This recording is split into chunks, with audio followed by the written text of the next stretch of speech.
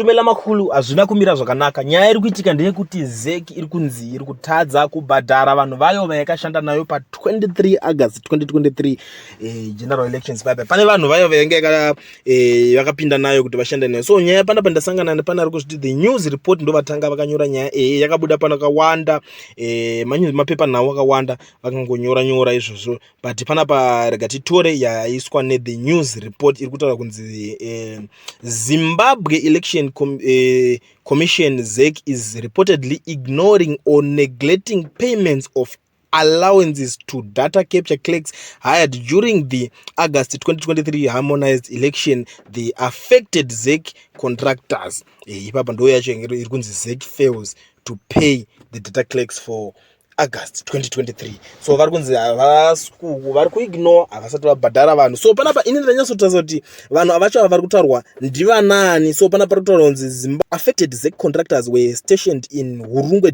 district in Mashonaland West province and have since last year been frantically trying to engage district elections officer DEO Taona Pfunye, who has not helped matters by exhibiting arrogance. Asikwasobatsira ikoko. Saka takutonda inyaya yekurungwe.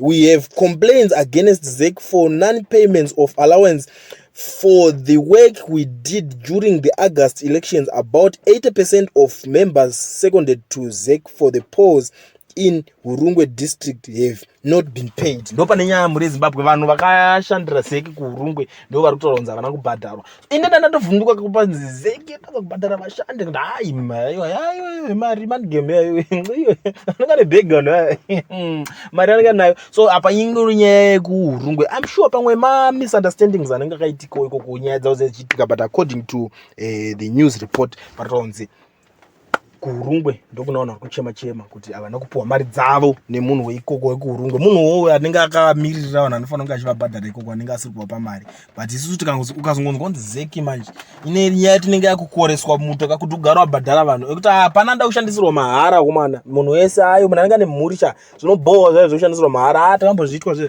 zvobohwa zvezvo. Saka munhu anenge akutodawo mari yake. Ndo nyaya yacho muri yeZimbabwe yandaona ndakabata panapa sanyaya yaversion kuti tionesane kuti munoiona sei. Tell me what you think munoiona sei nyaya in the comment section.